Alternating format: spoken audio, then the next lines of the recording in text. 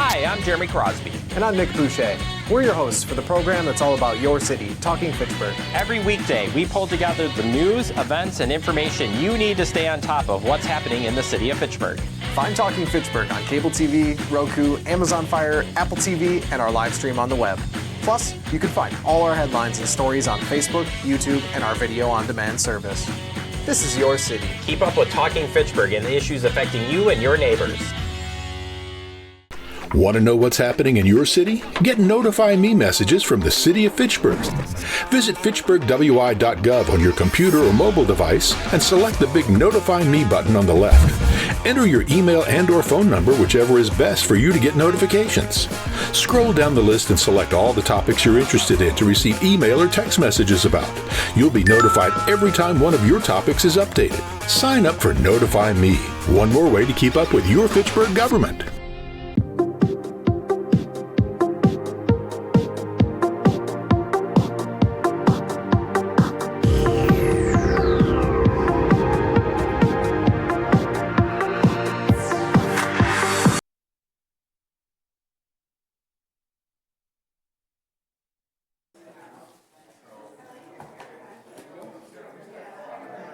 We're on now.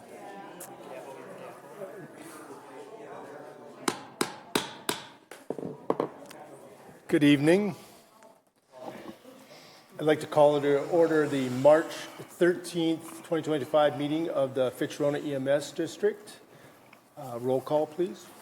Roberts. Here. Hilla. Here. Lonsdorf.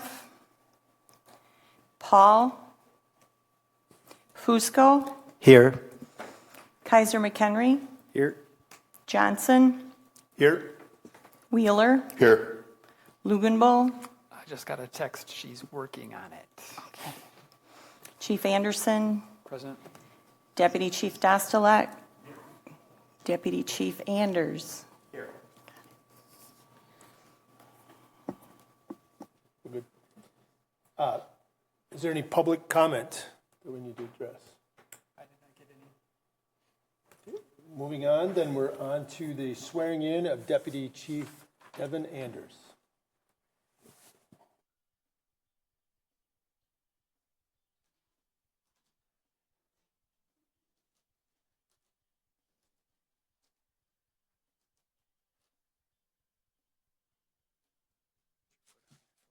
All right, have you raise your right hand. You can repeat after me. I state your name. I, Devin Anders, As a Deputy Chief of the Fitch-Rona EMS District, as the Deputy Chief of the Fitch-Rona EMS District, swear that I will faithfully, honestly, and impartially swear that I will faithfully, honestly, and impartially discharge the duties of Deputy Chief to the best of my ability. discharge the duties of Deputy Chief to the best of my ability. I recognize the badge of my position as a symbol of faith and trust. I recognize the badge of my position as a symbol of faith and trust. To the employees, residents, and visitors to the district. To the employees, residents, and visitors of the district. I vow to be true to the morals and ethics of the emergency medical services profession. I vow to be true to the morals and ethics of the emergency medical services profession. And make these promises solemnly, freely, and upon my honor. And make these promises solemnly, freely, and upon my honor. Who do you want to have come up and give your badge? Have all three of them come up, but Marissa, my wife, is going to be.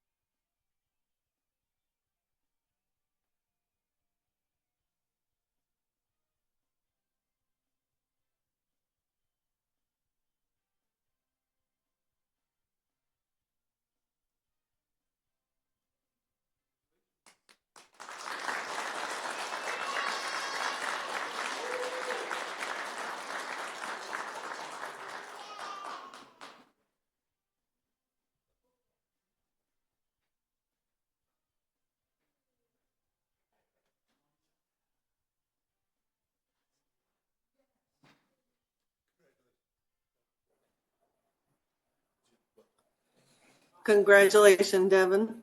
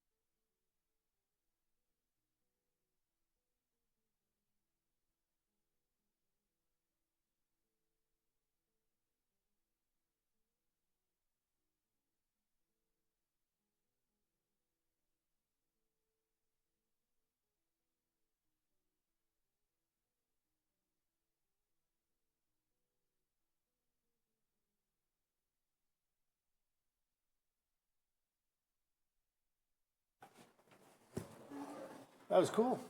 That's awesome. Yeah. Next up on the agenda is review and approval of the meeting minutes from our January 9th meeting.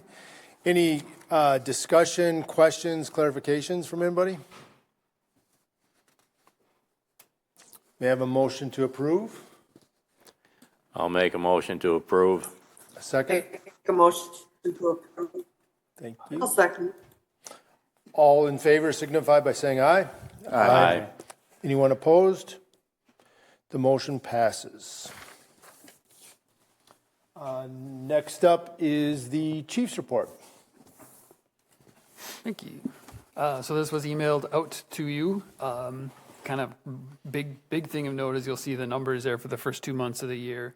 Really, I mean, I don't have a solid explanation why that is, other than if you watch the news at all, significant outbreaks of norovirus, influenza A, influenza B, COVID being back. We had a lot of calls to our senior housing facilities, which I think really does account for most of that huge increase over the last 2 months. So I'm going to knock on wood and hoping that that's going to come down to something more reasonable for increases for the rest of the year. But again, huge shout out to our crews who have been, you can see, running their tails off with some pretty sick people the last couple of months. So been hanging in there and largely trying to stay healthy themselves, though it has run its course through us a couple times as well. Otherwise, the rest of the information that you see there is what you normally get. Community events, right? Did a couple more CPR class, hands only with CPR Stop the Bleed with the Eagle School. I went and talked with the Briar Patch Youth along with one of our LTEs, Ike, and then Jeff is back doing CPR, hands only CPR and Stop the Bleed at our libraries in our 2 communities. So up and running with that again this year in those first couple months. The usual data that you see there, there's an update to our aging. Our new billing company's been doing a pretty good job on trying to tackle that aging that we've had kind of some issues with, as well as cleaning up some of the old stuff, that Three Rivers billing that we've had out there and we've been with the new billing company for over a year now. So still trying to tackle that aging report. Cash on hand is the numbers you see. We're only 2 months in, so we have a significant number of funds from our 2 municipalities getting paid in. I don't think I had it on there last month. So a new sign you'll see, a new line item you're going to see under the assigned fund balance is the Falls Prevention Grant. So that is a kudos to Jeff, working with Dane County. Correct me if I'm wrong, Jeff. It's in a collaboration with Dane County, got some funding to do some falls prevention.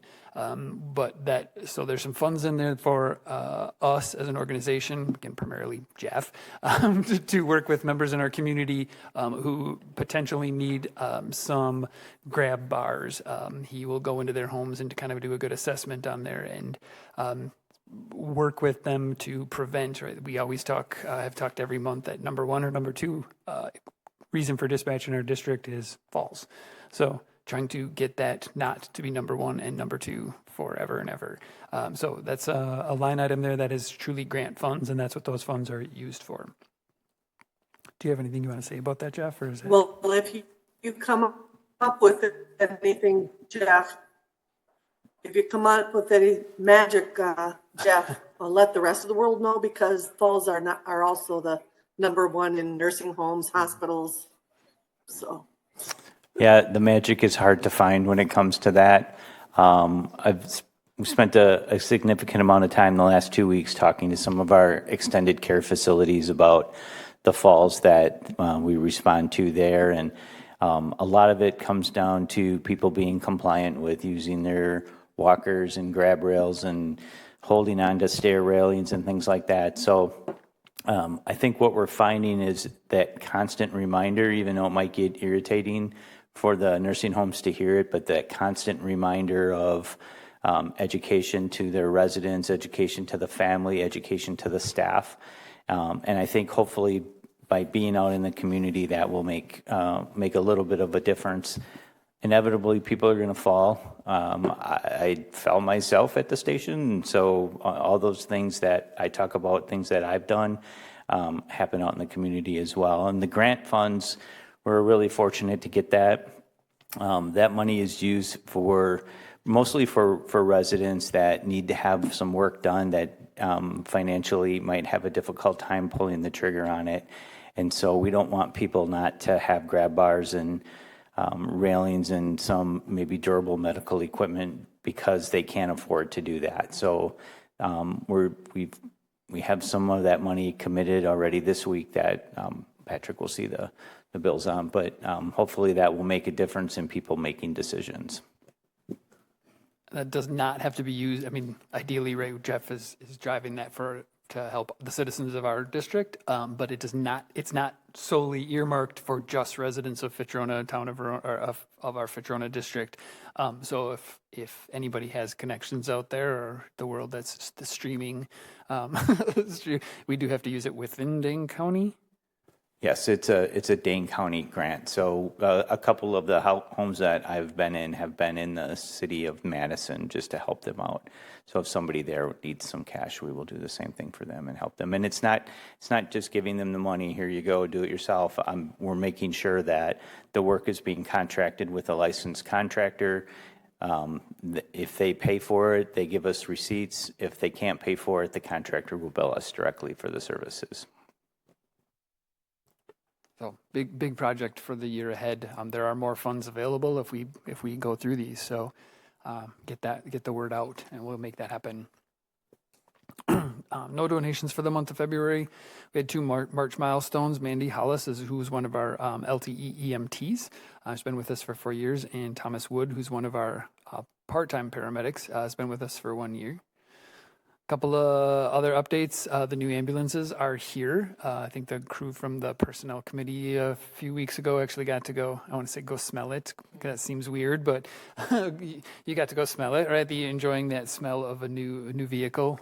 They've both been in service now for a couple weeks. I think that smell is officially gone. But they are, if you want to come to the station, there's one in Verona. There's one up at Station 3 in South Saint if you want to stop by. they look just like all the other ones. But feel free to stop by and see those ambulances. Working on onboarding a new LTE, Kathy Anderson. She is a full-timer with Beloit Fire as a paramedic, but lives in town here. So she's going to, we're working on onboarding her. The 2024 audit, they came on February 13th. I'm assuming, historically we get that, at least a draft report by April, so then that can get submitted to the municipalities, but working on getting that confirmation. And then we had multiple staff work with, it was a really good turnout with Verona Police, Verona Fire, and the Verona School District at the end of February on a tabletop. It's called ASIM, Active Shooter Incident Management course. So we kind of all learned what everybody else does and what those rules should be. It's a nationwide course, but really pushing it here in the state of Wisconsin and in our county as well. So really great partnership with our colleagues in Verona. And then shout outs, and I apologize if I missed anybody, but especially Andrew, Chip, and Devin. It is a big process to decommission an ambulance and to recommission 2 ambulances. So they put in a lot of extra hours or on shift hours to get those ready for sale. Or for the purchase and then get them in service. We used to be able to do a self-inspection prior to putting them in service. Now that the state is kind of flush with a new ambulance inspector program, they actually do have to go through an official ambulance inspection through the state patrol prior to us putting them in service. So it's a process. So thank you to everybody who helped with that. It was those 3 I put out in there in particular. And then one of our staff actually a week ago, had a critical patient at Encompass Health, and they just wanted to make sure it's right as our shout outs to our community partners, did a really good job working with the staff, the staff at Encompass Health did a phenomenal job in assisting one of their patients in an encounter with us. So I'd like to put that out there as well, right? It's not just us and our partners here, but it's our partners across our community. So that is what I have for the official chief's report. When does the ambulance, or when do they go up for sale, or have they been sold? It went out for sale on Wednesday. So if anybody's looking to buy an old ambulance, Wisconsin surplus, I believe last time I looked in there, it was like at $1,000. So like everything else on eBay, right towards the end of the sale, it'll creep up there. It goes, I think it's for 2 weeks. So, but it's at Wisconsin surplus for bid, opened up on Tuesday. Any questions for the chief regarding the chief's report?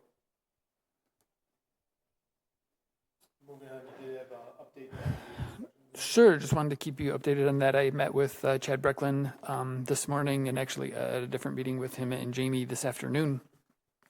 Not a huge update other than I did get a chance to see it since our last meeting. So continue just to be aware that they are involving me in the process, as well as they work through it, the mayors, the city administrators, the town chair, and the town planner. So they continue to work through that. I get lots of questions just to make sure that things are clarified, but they do have a rough draft. Still, I think he said one more paragraph that they're kind of beating up, but their plan is to have it signed. What did he say? They have their draft by the end of this month. It'll go to the municipal attorneys next month to be presented to the commission, to the councils. The 2 months after that, the goal is to have it, I think he said, signed by June or July, because it impacts the 2026 budget, which we have to we start with Fitchburg, and then Verona is about a month after that. So it's usually due to the city of Fitchburg by August 1st for us, but that is based on whatever that financial structure is going to be. Right, I'll present a budget to you.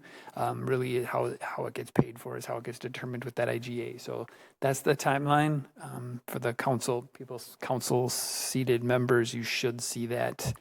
My guess would be within the next 2 months, at least a rough draft. I know it'll get presented.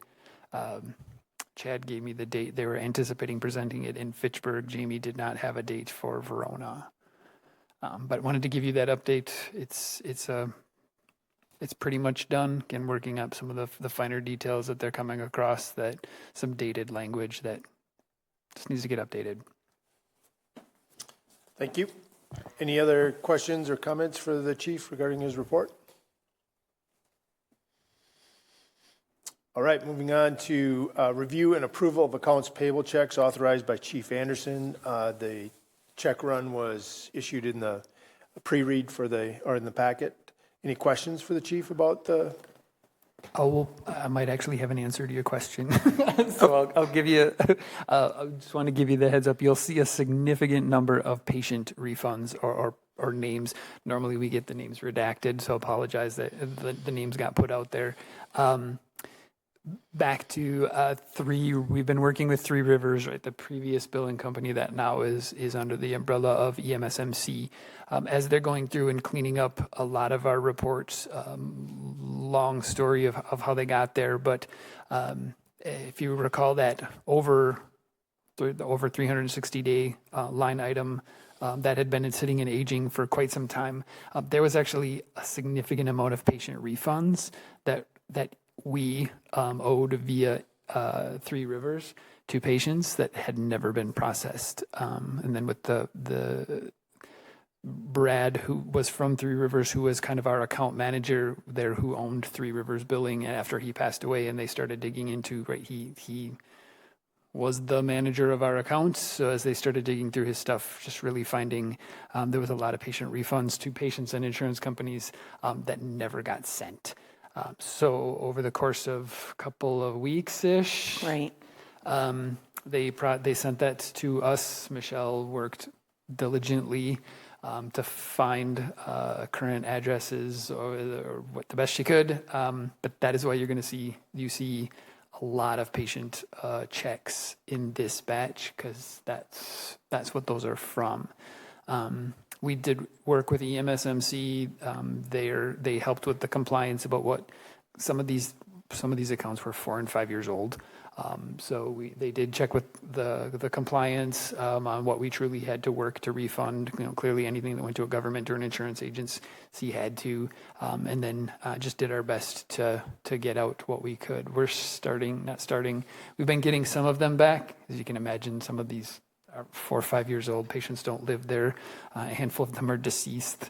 Some of them reached out and said they've been deceased, so we rewrite them to the estates or to responsible parties. But Michelle's been working through that to get those out there. I think it was to the tune of 50 when all is said and done. It was like $58,000. It was about $58,000 that we actually had to pay back. So it's not stuff that it's stuff that, I don't want to say it's stuff we lost on. It was actually stuff that was paid twice. Usually it was an insurance company paid, and then maybe the auto insurance paid, and then the patient paid, or some sort of combination of that. Yes. So it wasn't a loss. It was just money that we should have paid back to somebody. Did that sort of answer your question? Well, I mean, that's a good answer, but it wasn't my question. But, thanks for that. My question was actually in regards to the uniform expenses. I noticed that some of them are made out to companies like Galls or RBS Activewear, but I also noticed that individuals are listed. My assumption is that this is just people buying things and being reimbursed by the department. Is that accurate? That is correct.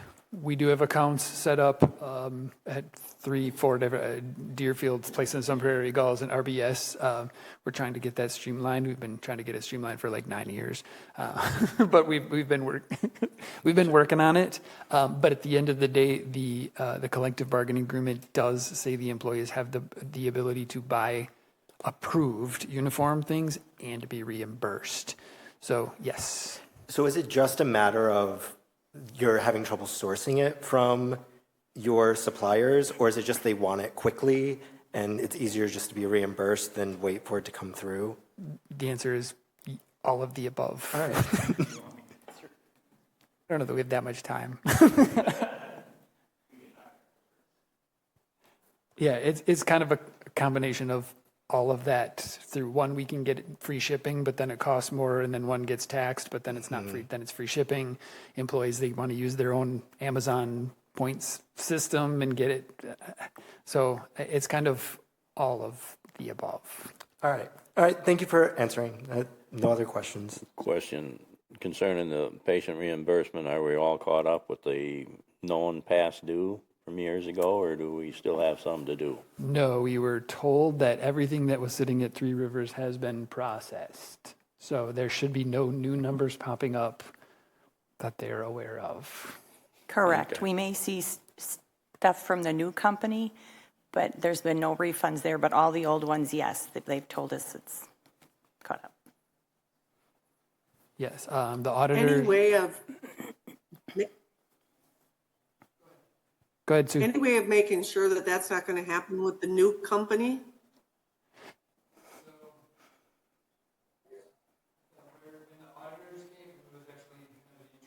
Is this on? So prior to the auditors coming, it was an internal discussion amongst ourselves as well.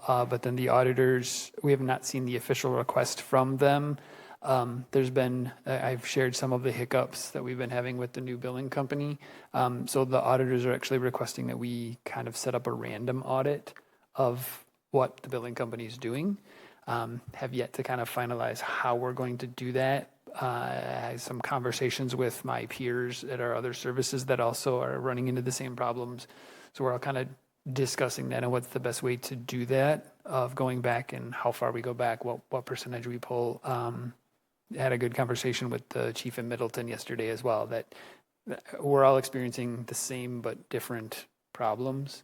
So that's the plan. I don't know that that's for sure.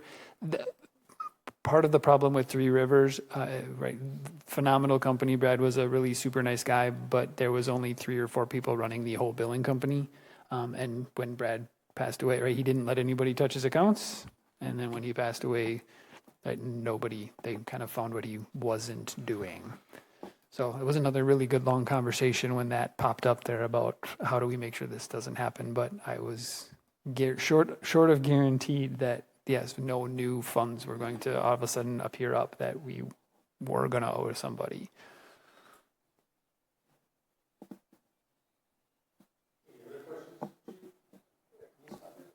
Sue, I see your comment, Sue. Are you able to see the chat? I saw your chat. Yeah. Yeah, maybe that's something we can consider. It's got to be cheaper. Do I have a motion to approve? I move approval.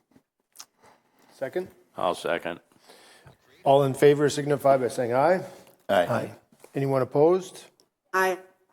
Thank you, sorry. Motion passes. Next up on the agenda is discussion and possible action on update to memorandum of understanding with Local 311 regarding field training officer pay. So if you remember, we actually talked about this and actually approved this back in November and signed it. Not entirely sure what happened after that, but it ended up at 311, who proposed some changes after we had signed it and submitted it to them already. So bringing it to you, if you don't have a copy of it, I emailed you a copy of it. There we go, throw it up on the screen. What you see in the white there is the original language in that letter. The red writing is what the 311 has actually was proposed. The big things be that, we originally had in there that they'll be selected by the chief and assigned work at the chief's discretion. They proposed that more of the defining what the selection process is, right? They'll be selected based on established criteria, including experience, leadership, ability, and training skills.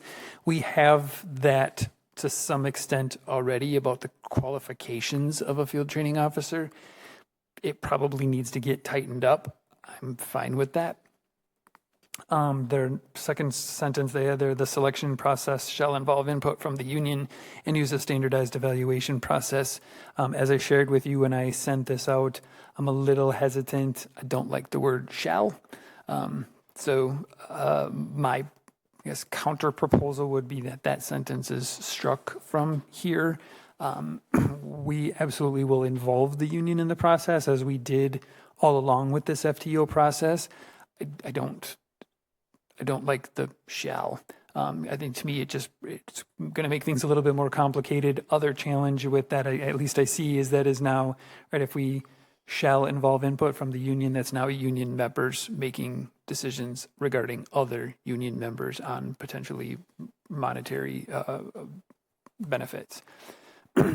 So my proposal would be just to remove that sentence, and as well as with just the standardized evaluation process. To me, it's a little bit redundant.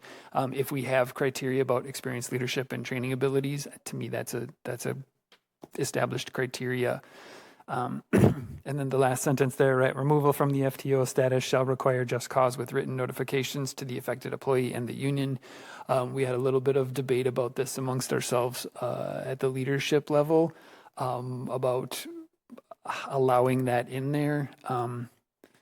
My opinion, right? We have criteria. There's an evaluation process of the FTOs from the LTEs, whether that truly gets to be honest feedback or not. But right, if at the end of the day I was uncomfortable with how my LTE or how my FTO trained me, we have that conversation. There's an opportunity for improvement. If there's not, that's cause I look at is to remove them. The other option is to complete it as it says, I think somewhere else in there, right? This is not a guaranteed position, that we can remove them if we just don't see them successful. But to me, if we don't see them successful, then that's cause. So I'm fine leaving it in. I'm fine striking it. The last thing they had in there is we just said they're not guaranteed a minimum amount of field work. They had just proposed they shall be distributed equally among designated FTOs subject to operational needs to prevent inconsistent or arbitrary work distribution. Just really a long way of saying we just want to make sure we're not giving all of the work to the same person every time. With that, right, as long as they're okay with the operational needs, one of the challenges we have when we bring on LTEs is they're part-timers, which means they have other jobs. So when currently our process is they come in for just a one day of orientation, they get all their paperwork and passwords and cards, and they go through all of our equipment. And then they have 6 days where they ride on the ambulance. But those 6 days are subject to our LTE's availability based on their other job. So it's entirely possible that the only 6 days they're available, it's the same person on all 6 of those days. We're going to try not to make that happen, but there are times where, right, if we want to get them onboarded, that's what we have to work with. So we will do our best to distribute that equally among them, but as long as they're kind of aware of that, right, we'll work together. So any comments or other thoughts? Yes, I don't like the shell from the union. I mean, it just seems like you're taking away management rights there, and it all depends on what people think about input also. Because some people think if it's my input, then you need to use it. And I don't know if you really want to go down that path.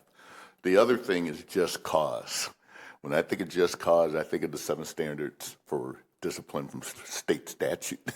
So I really think that, you need a little bit more flexibility than just cause. And I just think that's too, again, with management rights and having to deal with different employee personalities and everything, do you really want to go down the path to where it's going to be a problem when you have a problem FTO to try to have that FTO removed? I agree. And I echo both comments. I think it's a lot of overreach here from the union. I think that whole line about selection should be removed. That's not their place. We hire a manager, we hire directors. The union doesn't do day-to-day. I also agree with the just cause. That's not their position to decide. We evaluate staff, meaning our director. So I'd like to see those struck. And has an attorney looked at this? Because this is a way an overreach of union. Yeah, so the attorney looked at the first draft, and then this one came back to us from 311. I'm not in favor of approving this the way this is written. It's a way overreach for their. And I also disagree with their distributing it equitably because of the ongoing potential issues like you explained. I think that ought to be totally removed, and we deal with it the way we see fit to the best of our ability. And, you know, you're not really favoring It should be at the anybody. discretion of the service and the director. Again, the union isn't in the business of scheduling, right? I just have a real uncomfortability with putting all this language in here, because what's next is the union contract, and then we're going to see this language creep into that. Did they sign the other one? No, they haven't. That's why. Okay. No, they have not. That's why it was kind of, I want to say, hounding them, but following up, because they were given the one we signed in November. Do they need to sign this? Yes, because it has to do with pay, so it actually affects collective bargaining. And working conditions. Can't this be put into the next contract rewrite? It can. The goal was to get it started now. It's been a 3-year process to get the FTO position up and running. And I don't mean to slow it down, but I don't think we want to position ourselves to give all the leverage to the union on something so minuscule as this. Right. So I guess that's just my opinion. I just think it's going to be a slippery slope to come back from this.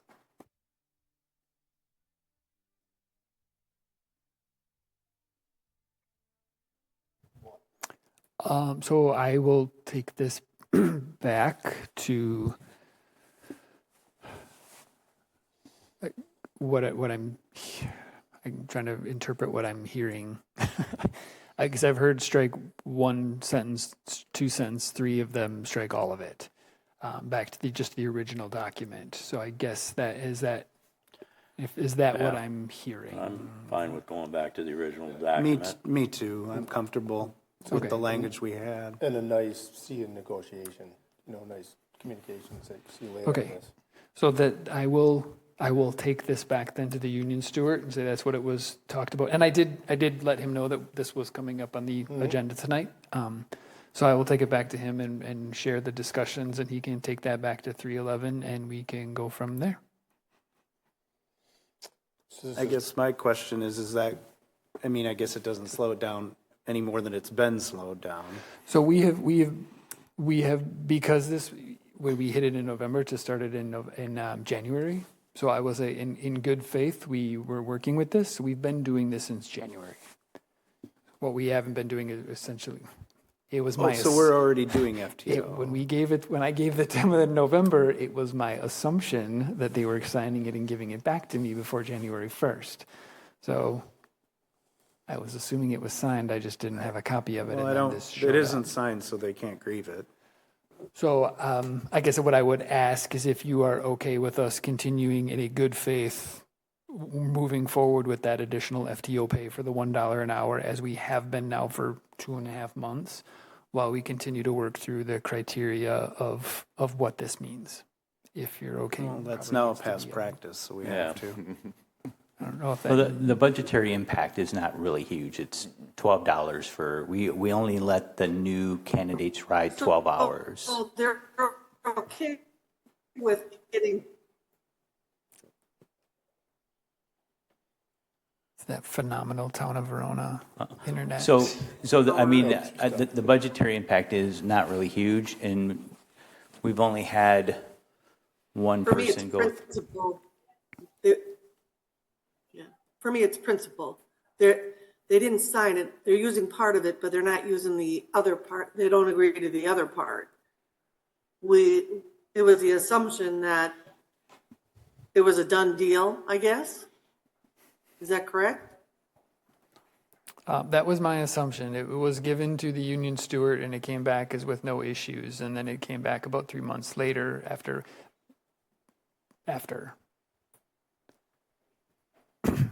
So I guess my thought would be I probably need a vote to continue to do in good faith what we talked about in November. I mean, and if you don't want to, then that's your decision as well. I guess I would ask that we've been doing it. We'll work through it. We'll figure it out. And I may take it back and say the commission said no, and they'll say okay and sign it, and then we can work through the criteria during negotiations. My memory's a little off, didn't we? Isn't status quo was already approved? So isn't what we're saying tonight just stay with status quo? Correct. Other than we don't have a signed agreement. And then okay. I think we're opening ourselves up to agreements if you take it away, and then just a morale issue too. I mean, you already put it out there. It doesn't cost much, you know. Well, and the other part of it, besides, you know, if you just took cost out of it, the other part of it is that the people that are currently doing it are people that are invested in training new staff. And while I think we hire really good staff, we do a good process to get them in here, they don't know the Fitch-Rona way to do it. And if we went back to past practice, which was anybody on the staff can orientate somebody, then we have inconsistencies on how it's done. And so this process really has given a lot of consistency, even though it needs to improve, we all agree, but it's given a lot of consistency to new people coming in. And so Kathy, for example, paramedic, firefighter, been around forever, probably is going to orientate really quickly and not have issues. But we hire somebody that is 6 months out of paramedic school, which is what we're doing, and throwing them in an ambulance and giving them 6 shifts, 6 12-hour shifts. We want experienced people that are really invested in Fitch-Rona, and I think the people that are doing this now for us are invested. And I agree with everything you guys say, but I just taking it away and trying to figure out all this minutia detail really is going to cause people to say, well, then I'm just not going to do it. And then all of a sudden now we're back to status quo. And then we won't, they'll train people, but I think it doesn't lend to the same consistency. So that's my 2 cents. So I'm clear, you're just saying what you're doing now, but we're not going to include this language here, correct? That's in this document? Well, I mean, I guess that's up to you guys and it's up to the chief. I'm saying if we decided we're going to wait and take pay away and do all of that, if that's even a part of the discussion here, then I would say I'd be really uncomfortable with that because our consistency in our training, for new people coming on board is going to suffer with that. And staff is like, well, we should be getting paid for this, and they should be getting paid for it. Yeah, that's one thing clear. The pay is okay, but if we don't, approve this other language in red here, No, I think I'm okay with that. I just think it needs to be worked out. There's some things, and honestly, to have it in an MOU, if they think that we need to be better at, choosing the people or better at, what is the process for removal of somebody from that? My guess is that the staff who are doing it and the work group that's put together is going to say, these are the criteria. Like they don't want somebody in there training somebody the wrong way. They're going to work hard to make sure that we have a good trained Fitch-Rona way new LTE. So the staff is really invested in putting this together the right way. Whether it needs to be in language, I guess that's up for you guys and the chief to decide. But well, my opinion is to not have any of this language and let the chief do his job. But it sounds to me like there's a sticky wicket here that the union is assuming we need this language. I've done negotiations on EMS and police and fire many times, and I've never has there been a discussion about who trains who and whose decision it is and what we pay them. That's up to the discretion of the hiring process and the chief. So I have concerns about the whole document. I don't want to again, just to Mr. Wheeler's point, I want to keep it the way it is, but I don't want to approve this language. Does that make sense? I want to keep investing in the trainers because if we don't, that's a liability to our communities and to our population and to our incoming staff. And I think it's important to have parameters, but I don't think that the union should be deciding those parameters. And just to clarify, I mean, it's nothing against the union. No. Like, when I'm saying this stuff, when you're talking about the criteria and you're talking about experience, leadership, ability, and training skills, that's all management there. So when the union says, though, you shall have input, I mean, what's going to be the input? You know, I mean, and like I said, I just think you're taking stuff away from management that management needs to keep those rights, especially when you talk about this type of criteria. Concur. And the staff does have input already. Like putting it in the document makes it official for them. I don't know that that's necessary, but they do already have input. Mm-hmm. So, you know, when we appointed the current FTOs as a group, we all talked about that. How would that affect training? How does this experience of this person who puts in for an FTO, like, well, you've only been here for a couple of years, but you still got a lot to learn, let's wait, or whatever. That discussion happened as a work group, as a team, as a leadership team. So it's not that they don't have the input, but if they're trying to make it official, then I guess it's up for you. But they do already have input and discussion in that.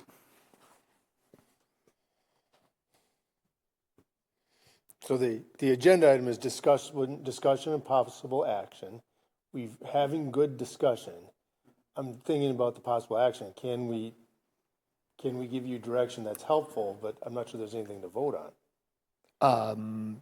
Or is there? I would say what I would look for would be a motion of continuing what we've been doing since January 1st under the original good faith pay for FTOs since January, but since we don't have a signed document, we're moving forward. I'm making a complicated motion for you to write down here, Michelle. Yeah. Paragraph 2. We're going to need that read back verbatim. Yeah. Can I just input one more thing? Because you know I like to talk when I'm on TV. Yes, Jeff. Would it be... Nobody's watching. My life. Would it be easier that, you know, if we, whatever the motion is, that we work with the work group, the FTO work group that we have to come up with some of this stuff as opposed to making it official, having some discussion with that as opposed to putting it in an MOU? Is it a guideline? Is it part of the job description? Does that, you know, or if it's not tight enough for them, how do we tighten it up a little bit for them and make sense for us as well? I don't want to put any of that in here right now. That's something we should work through. No, that's what I'm saying. Take it out of there, and then just us, the leadership team, working through what that looks like, and then coming back and maybe after discussions with the union representative and the staff, they're like, okay, yeah, we don't need to put that in there. Maybe it just changes the whole dynamic if we have a conversation. If you're uncomfortable with the way that it is, I guess I'm speaking for Patrick I'm just as looking well. to make a motion to continue with the program as is and work on the document. I second. Any further discussion? Well, you know, to your point, I think it's fair to say that you're going to solicit input. You know, and I think that's what we all, you know, well, when I was a captain, you know, that's what we did. We solicited. We're soliciting from input people. now. But you know, I mean, I don't think it just needs to be this official with the shell, and you know, that's where I'm having a little issue with. I concur with Mr. Wheeler. It just seems too, you know, for something that could be handled so simply internally, it just seems like a lot of paperwork. So we do have a motion and second on the floor here, or on the. Is there any further discussion on the motion and second? Then all in favor? Just to be clear, Yes. The motion is to leave the document as is that correct? No. The motion is to continue with the program and the pay and work on the document. Right. Correct. So Sorry, same thing. That document's telling that they can do that and they can pay, just no changes on with the red changes. So we actually don't, We don't have a document at this point. The document exists as it is, but we do not have a signed document. So essentially, this is still a draft. Correct. Yeah, so I think the short answer to your question is yes, your understanding is correct. Yes. Thank you. All right. We have a motion and a second. All in favor signify by saying aye. Aye. Anyone opposed? Aye. Anyone opposed? The motion passes. Thank you for supporting the program. Even though I know it's a little bit touchy with stuff, the support is a big deal for everyone. Understood. Thank you. Next agenda item is other business as allowed by law. Is there any other business? Anything anybody wants to bring up? I'll take this opportunity to say this would be my last EMS commission meeting. What? I did not run for re-election, so my last council meeting is actually going to be April 8th. But, it was really fun. I like to learn. And Patrick, I think you did a very good job keeping us up to date, talking about all the cool things that the ambulance has, which I think was really great for the people who use Fitch-Rona. I think it makes it just top notch. And I appreciate your leadership, and I appreciate the discussions that we, have in these EMS commission meetings. So it's been a good time. We'll miss you. Thank you. Be it resolved. Yeah. Thank you. I don't know if you want to mention, so I believe, is Connie still on here as well? That Connie, to my understanding, is you're asking not to be renewed. I don't know if this is news or if I'm supposed to know that. And there it is. I'll do the public thank you. I think you've been with us for, I know I looked back and I forgot to look, but thank you for all the support you have given us for all of the years as you move on to better things, I'm assuming. So thank you. How many years, Connie? Oh gosh. I want to say you and JR started at the same time in 2019. At least 6, maybe, because it's 3 terms, 6. right? I mean, it's Yeah. 3 years per term. 2 years per term. 2 years. Or 2. Okay. So 4 or 5. Yeah. Yeah, I think Nice. it's 6. So yeah, thank you for your years. And Brent also did not run for his seat again. So he may end up back as a citizen. We're not sure, but You just never know. if not, thank you. Otherwise, I've been honored to work with the chief and Jeff and his team. I mean, it's a phenomenal organization. Having run an EMS for 20 years and about every volunteer agency in Dane County, the premier one is still Fitch-Rona, and it always will be. And it's the one that people look to and model to create an exceptional service. One I didn't get to run on, but I would be honored to someday. So with that, I would also guess tentatively a third of our commission will not be here next month due to all of those various reasons. I guess I would tentatively suggest that we probably cancel next month's meeting unless something big comes up between now and then. Or if you want to keep it in the books and I can cancel it a week before like I always do. Or if you just want to say we'll meet again. It's okay too, either way. We'll meet again in May and I'll let you know if we need to meet before then. Yeah, I think let's assume it's canceled. Keep the placeholder on your calendar. If something significant comes up, we'll bring it back. Looking for the big smile from Scott in there. Look at that. Bingo. All right. Any other business? Do I have a motion to adjourn? I move we adjourn. Second? I'll second. All in favor signify by saying aye. Aye. Right? Anyone opposed? Meeting adjourned at 7:53.